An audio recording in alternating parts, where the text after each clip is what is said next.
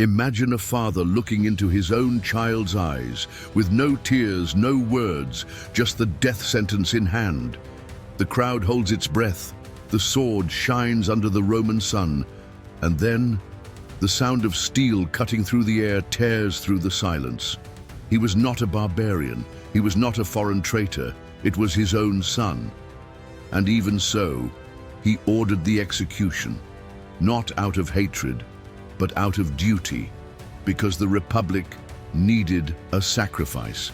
This man is not a legend, he existed, and his name, to this day, echoes as a symbol of blind fidelity to an ideal. Lucius Junius Brutus, founder of the Roman Republic, and father of the boy he had killed.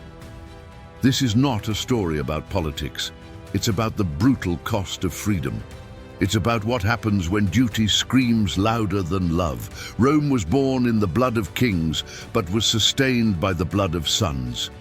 And this story, it can still haunt us today. Before it was a republic, Rome was ruled by kings, and the last of them was a tyrant. Named Tarquinius the Proud, he didn't rule, he crushed. Under his reign, Rome suffocated in silence, until an act of violence broke everything, the brutal rape of Lucrezia, a virtuous woman, at the hands of the king's son.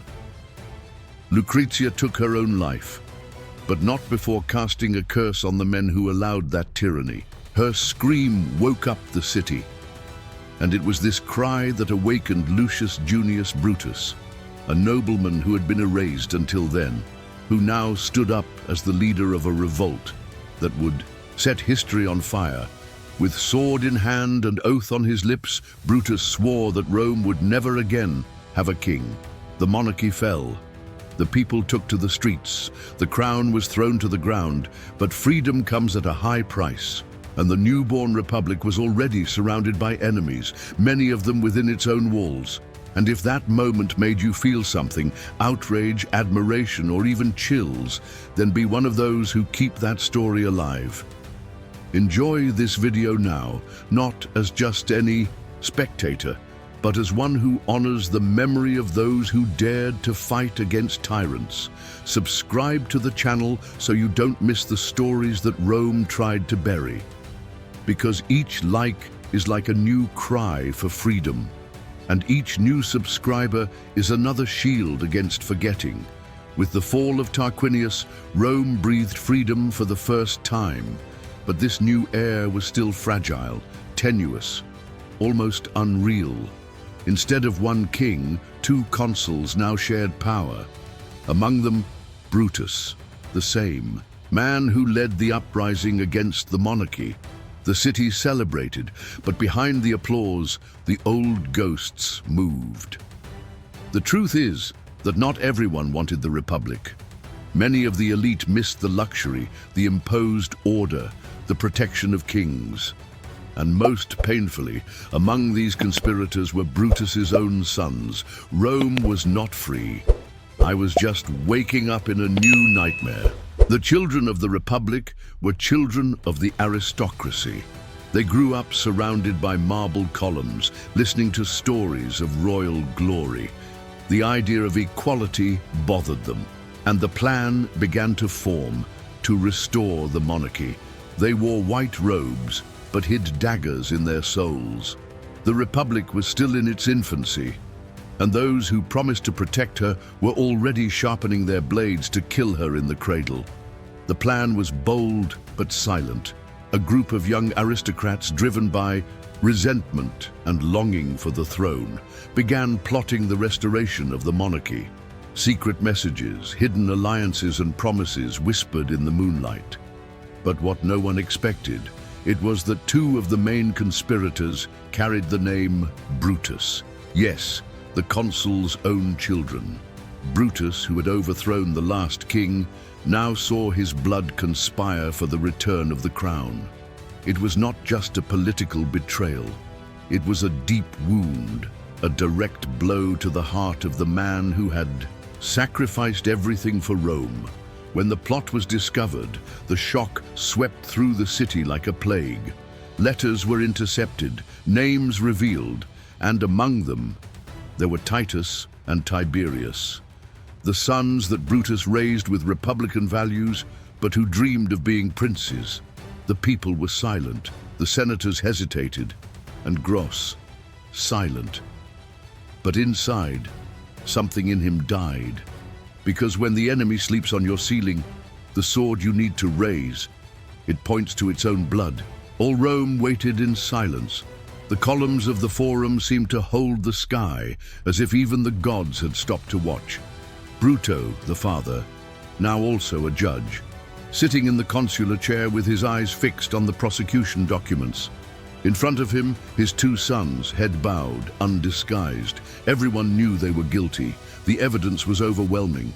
But what no one dared to foresee, that was what Brutus would do. He could save. He could retreat. He could use his authority to hide the scandal. But no. In a firm voice, Brutus declared, "If treason to the Republic requires death, then let them die, even if they are my children." The ground seemed to shake. The people did not know whether to applaud or cry. Was it justice? Was it madness? Was it heroism? Or a cruel form of martyrdom? Brute trembled, but he did not back down, because for him, Rome was greater than any blood tie. And at that moment, the Republic was no longer an idea. She was an altar, and two sons were about to be the sacrifice. The square fell silent. Not even the wind dared to cross that moment. The children were brought before the people, handcuffed without a tunic, their faces bathed in shame and fear. One of them even tried to look his father in the eye, perhaps hoping for mercy. But Bruto didn't blink. His gaze was stone. "Your soul ruin." The executioners raised their swords. The people held their breath. And then the first blow fell. Blood splattered on the marble of the Forum. The crowd groaned.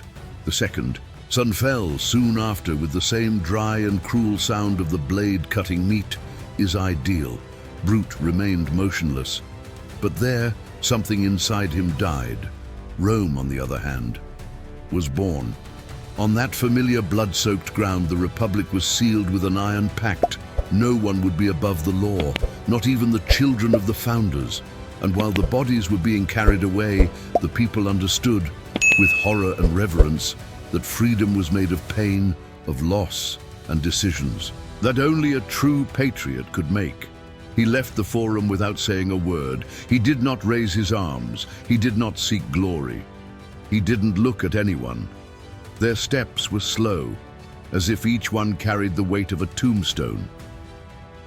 Brutus returned home, but he did not return to himself. It is said that he locked the doors and wept like a man who buried his own soul. Some say that he destroyed with his own hands the childhood toys that his children left behind.